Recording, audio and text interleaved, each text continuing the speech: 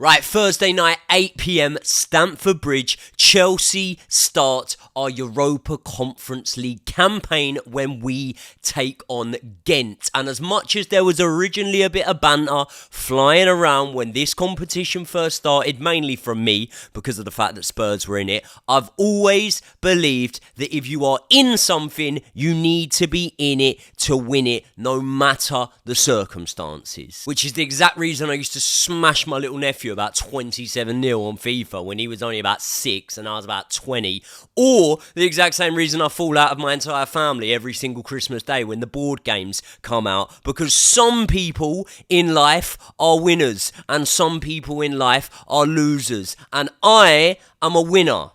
Apart from a couple of weeks ago on Misfits when I lost. But for the most part, I'm a winner. Anyway, let's not worry about that. Back to Chelsea. Back to the Europa Conference League. And listen, it's not the worst tournament, is it? There's some decent teams in there. I'm talking Chelsea. I'm talking Shamrock Rovers. I'm talking Hearts. I'm talking Paphos FC, where I am at the minute. No, in all seriousness, Real Betis, Panathinaikos, Fiorentina are all in this tournament. Can someone tell me, right? Do you remember how teams used to drop out of the Champions League into the Europa League? Does it work with the Conference League like that? Like, well, some of the less good Europa League teams... I can't believe it. 2012, we win the Champions League. 2021, we were doing the same. Now I'm asking whether teams drop out of the Europa League into the Europa Conference League. But either way, listen, I think there's some decent teams in here. And as Servette showed us, all of these teams will turn up and it will be the game of their life. And therefore, it would mean everything for them to get a win over Chelsea. But unfortunately, for all of these teams, it's not going to happen, because we should be beating everyone in this competition. We will be beating everyone in this competition. And I will be there on Thursday night to see us smash Ghent. But people, before we get into all that, welcome back to the Joey Knight podcast. If you are new around here, if you like the content and you want to see more from myself, please hit the subscribe button. I was asking everyone to subscribe for ages because I wanted to hit 100,000 subscribers. We hit it, we went well over the 100,000 mark, and now it's slowed right down. Shame on you. Shame on you if you are not subscribed. Please do subscribe. Please like the video. In this video, we are going to speak about Ghent. I've obviously got extensive knowledge on Ghent. Couldn't even tell you what country they come from, to be honest. What country are they from? I don't even know. But either way, we're just going to talk about Ghent. We are going to speak about Chelsea and the preferred team that I would be putting out for this match. And as always, I'm going to give you a lot of score prediction. Let's get into it. Where is Ghent? Belgium. Right, so for those of you who don't know, Ghent are a terrific little team from Belgium. Mixed form of recent, but they're third in the league at the moment. They had to go through, I think, 2 qualifying rounds to get into the tournament, whereas we only had to go through the 1 against Servette. And there's a little bit of trivia that I was about to give you lot on Ghent, because as soon as I realised we were playing them, the first place my mind went to was Kevin De Bruyne. We bought him off Ghent, didn't we?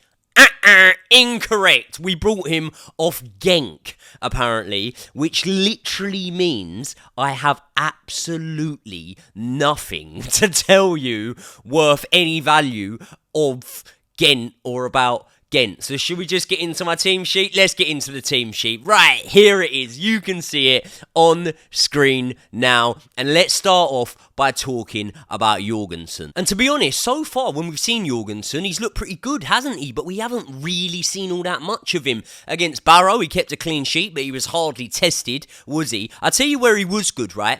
In the first leg against Servette. In fact, the whole reason that we are in this competition, when you really deep it, could be put down to Jorgensen, because a couple of last-minute saves that he pulled off in that first leg helped Chelsea win the match. I think stopped Servette equalising, and the fact that they then beat us in the second leg meant that we wouldn't have even been through into this competition. So Jorgensen needs to start, because he is the reason why we are here. Now, Robert Sanchez He dropped a howler, didn't he? Which led to us conceding against Brighton. I'm on about the one where he passes the ball out.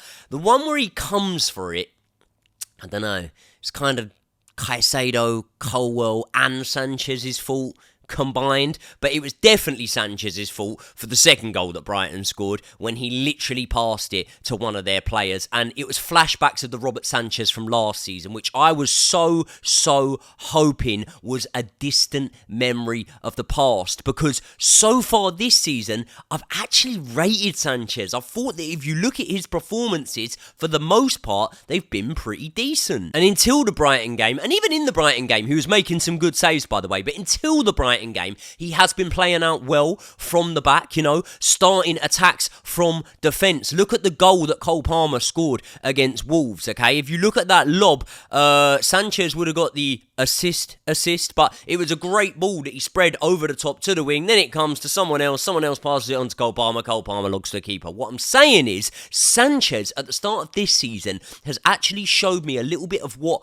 I thought that we were going to get from Robert Sanchez when we bought him off of Brighton. And as I say, his shot-stopping ability is decent. I mean, look, I know people probably think I'm obsessed with Man United, but they're an easy target, aren't they? They are an easy target. And when you look at Onana, it almost looks like sometimes he jumps out the way of shots that are straight at him. So he's definitely not a bad shot stopper, Robert Sanchez. And actually, I had a look on literally my favourite thing on the internet to do at the minute, Squawk. Well, not my favourite. My favourite's probably watching porn. But my second favourite thing to do on the internet is to go on the player comparison matrix on Squawk. I might need to clip that bit out, to be honest. But anyway, when I had a look on it, some of what I saw in terms of comparing Robert Sanchez to other Premier League goalkeepers was quite surprising. Because Robert Sanchez has a better save percentage than Ederson. He has a better save percentage than Martinez at Aston Villa. Now, he doesn't have a better save percentage than Alisson, but his long passing accuracy is better than Alisson's, and I actually do think that's quite key, because how often do we see Alisson spraying them balls about for Liverpool? So I thought that was quite intriguing to actually see that on Squawker. And look, Sanchez makes some decent saves. He makes some really good saves, but it's his overconfidence and under concentration that often lets him down, and it's the mistakes that he makes, like the one against Brighton, which is why many sections of the fan base, even including myself, to be honest, are still unsure about whether he's going to be the long-term goalkeeper for us going forward. So there may be a point, if Robert Sanchez continues to make these sort of mistakes, where Enzo Maresca shows that ruthless streak once again and replaces him with Jorgensen, if Jorgensen can continue to play well. But as for now, I am keeping my faith in Robert Sanchez, and I am backing him for the league matches. But for this one, it is going to be Robert Sanchez starting in goal. Now, let's go through the back line. Malo Gusto, he will be playing. He has just come back from injury, and I was surprised that he got the full 90 minutes against Brighton. But he did get the full 90 minutes, and let's be honest, it's the one area of the field that I would say we are slightly weak in, really, aren't we? Because right back, if we haven't got Reece James there, and when is Reece James back, by the way? It doesn't really matter when Reece James is back, to be honest, because as soon as he is back, he might play a couple of games, and we don't know whether he'll stay fit or not. I very much hope he does, because I absolutely love Reece James. But we need to be looking at Malo Gusto, and I feel like we need to be putting our eggs in the basket of keeping Malo Gusto fit, because he's the man that we're going to be able to rely on a little bit more. But it is one area on the field that we are slightly weak. Now, we know that Levi Colwell and Wesley Fofana are going to be the two that play in the Premier League. And so far, we've seen, obviously, Axel Disasi and Benoit Badiashile at times. I want to see Tosin Adarabioyo and Benoit Badiashile. Now, Benoit Badiashile has actually been the more underwhelming out of him and Axel Disasi. For me, whenever I've seen Tosin Adarabioyo, I thought he's looked really good. I think he's the one that, if an injury, God forbid, was to happen to either one of Fofana or Colwell, Tosin Adarabioyo would be the one that would slot straight in there. And I've spoke before about the fact that Benoit Badiashile often looks better or does look good when he's got a experienced defender alongside him. And Tosin Adarabioyo, okay, 25, I think he is. He's not Thiago Silva, but what I'm saying is his organisation skills, he's vocal, positional. I think that he will bring the best out of Benoit Badiashile. Definitely better than Axel Disasi would. And then we are going to go with Renato Vega at left back. Now with the midfield, I'm going to stick with the two that we saw against Barrow, and that is obviously Shezza, Cassidy and Kiernan Dewsbury-Hall. Now, when we look at that midfield, I understand that Romeo Lavia did get 10 minutes off the bench, but again, I don't want to push him too soon. Now, I often speak about the fact that why can't you just start a player from the start and then sub them off at half time? But I even think 45 minutes off the back of only having 10 minutes in the past 6-7 weeks is still a little bit too much for Romeo Lavia. I'd love to see Romeo Lavia come on around the hour mark. And neither man did badly against Barrow, but let's be honest, Barrow are Barrow, and Gent, again, not Genk, despite what I thought originally. But what I would say is, I think we actually made a mistake letting Andre Santos go on loan, I think we made a mistake letting Ugachukwu go on loan, because with Lavia injured, we've literally got Enzo and Caicedo. Like, when you look at Kiernan Dewsbury-Hall, who I'm starting in that midfield, it's not even really his natural position. It's a bit deeper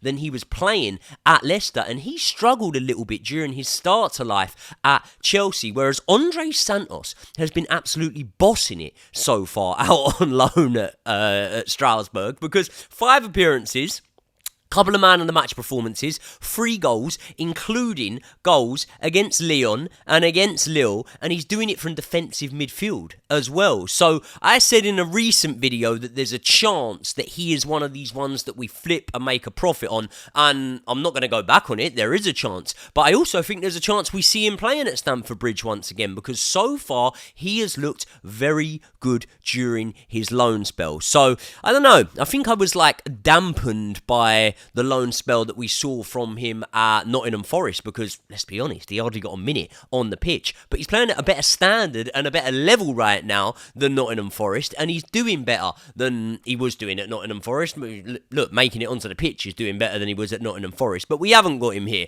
Maybe we sent the wrong 2 on loan, and maybe it should have been Cassidy who had a loan instead again, but he wasn't bad against Barrow either, and he's a player that I do rate. Ultimately, the main point I'm trying to make here is this is the area of the field where we're weak, isn't it? A sort of midfield pairing of Cassidy and of Kiernan Dewsbury-Hall isn't great, but Kiernan Dewsbury-Hall needs to really, really assert himself a little bit in this game, because for a player coming in from the Championship, he did come in for fairly big money. He is an Enzo Maresca man, and therefore I would have liked to have seen a little bit more of him and a little bit more from him. Now, he hasn't been bad, but he also hasn't really been good yet either, and I think creatively I thought he was electric in the Championship last season. I was surprised that he didn't win Championship Player of the Season. So I think in this match, he needs to go out there with a point to prove, and he needs to grab himself a goal or an assist or something like that and really stake a claim as to why he should be starting in these games. Because if you look at it, and if you say, and this is not me saying that I believe that this should be the case, but if you look at it and you say, right, the 2 that are going to be in midfielders alongside the inverted one, which is probably going to be Cucurella, if you say the 2 that are going to be in midfield for the Premier League games for the most part are going to be Enzo and Caicedo starting, maybe Lavia coming off the bench, then if you look at these cup competition games, Kiernan Dewsbury-Hall, once Lavia's fit, needs to make a real claim to being able to nail down that position. I do think that Lavia and Kiernan Dewsbury-Hall could be a good little duo in there. But anyway, I think that midfield will be enough for us, and if not, maybe we risk it and we bring Romeo Lavia on at half-time, because he is absolutely brilliant. Now, here is where we really let the dogs out, because when you look at this forward line, I'm going to go with the exact same front 4 that was electric against Barrow. Nkunku just casually grabbed himself a hat-trick, as you do, playing in the number 9, where silly bollocks over here said that he wasn't that great in the number 9. Well, literally, about a couple of hours after I said it, he went and got himself a hat-trick from that position. But I will die on my sword here and say that I do still prefer to have Nicholas Jackson in that number 9 position, especially for the Premier League games. But Nkunku in the number 9, brilliant. By the way, that's not me saying that I prefer Jackson over Nkunku as a player. I've always said this time in, time out. Nkunku's great, but I see him more as a 10. But I would start him in the number 9 here. Felix scored against Barrow, didn't he? And stop typing. I can tell what you're about to type right now. That free kick was his. When it hits the post and then goes in off the goalkeeper, I don't know why they give that as an own goal. Like, I'd feel so robbed as a footballer if I didn't get my goal because it hit the back of the goalkeeper. It's a load of shit. So, in my book, Felix scored the free kick, but he also assisted one for Nkunku, didn't he? It's a beauty, wasn't it? It was an absolute beauty. Dink over the top. Now listen, against classier opposition, I don't know if he'll be able to do that, but either way, I was here for it. I was loving it. Neto got himself a goal. Even Mudryk got himself an assist. And yes, Ghent will be a tougher test than Barrow, obviously, but I think that we've kind of worked out at this point now, haven't we, that scoring's not going to be the problem for Chelsea this season. I think the main problem for Chelsea, and if you even want to call it a problem this season, is going to be our defensive ability. And ability maybe is even the wrong word to use here. It's our defensive organisation. It's our defensive prowess, our know-how. And that's why I said that possibly there might be a point in the season when Tosin Adarabioyo comes in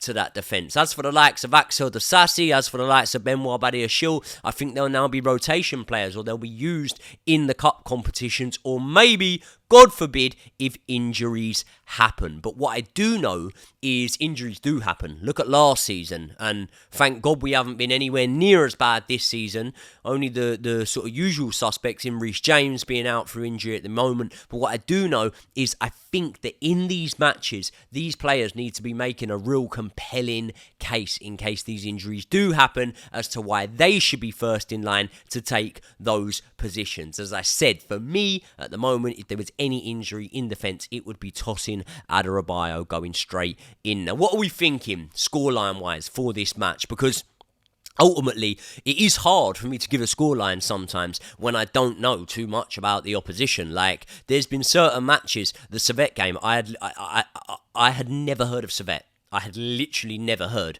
of Servette. I've never heard of a few teams in this Conference League, to be fair. But, so it's hard to give a score prediction for this one. I'm going to go 3-1. I'm going to go 3-1 to Chelsea for this one. I'm very intrigued to hear your lot's scoreline predictions. By the way, people, before I head off, I just want to say thank you very, very much, because the numbers on the channel especially have been really, really good recently, and that's brilliant. It allows me to be able to do this and to be able to free up the time to make sure I'm bringing you guys all of the content. But also, I understand that despite me having valid reason in terms of preparing for my fight and whatnot, I understand that I did slack a little bit on the channel in recent weeks because we've been travelling all over with the pain game. We've been doing so much. I was preparing for my Misfits fight. So now, even though I'm on a family holiday, I'm trying to bang out as much content for you guys as I possibly can. And I'm seeing it in the numbers. I'm seeing it in the comments. I'm seeing it in the likes, everything. I really do love you lot. You lot, I honestly, I say it all the time, but you lot have changed my life, because without you lot, bringing in the views and making sure you're interacting with me, commenting on the videos, I try and get back to people as much as I can, but now it's just got out of control because the following's got so big, but it is overwhelming. So I just want to take this opportunity, because I was having a very reflective day yesterday on holiday. And I'm kind of a bit deep here, really, but I might as well tell you. I was having a very reflective day on holiday. And I'm thinking, like, a year ago, maybe a year and a half ago, I was skint and I was really, really lost as to what I was going to do in life. Like, and I had a young child, my first child.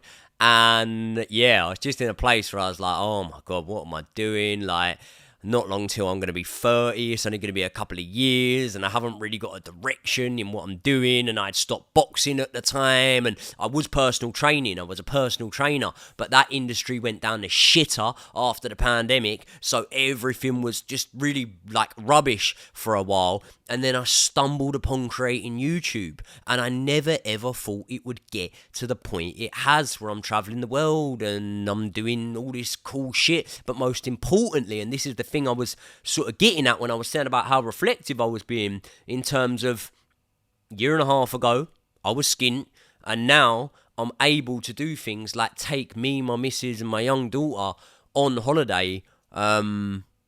And yeah, it's just a really lovely feeling, and it all comes off the back of you guys who have helped build this channel up, and in turn build my profile up and whatnot. So I will be forever grateful for you lot. So if you're at the Chelsea game on Thursday, I'll see you all then, and if not, I will see you all in the next one.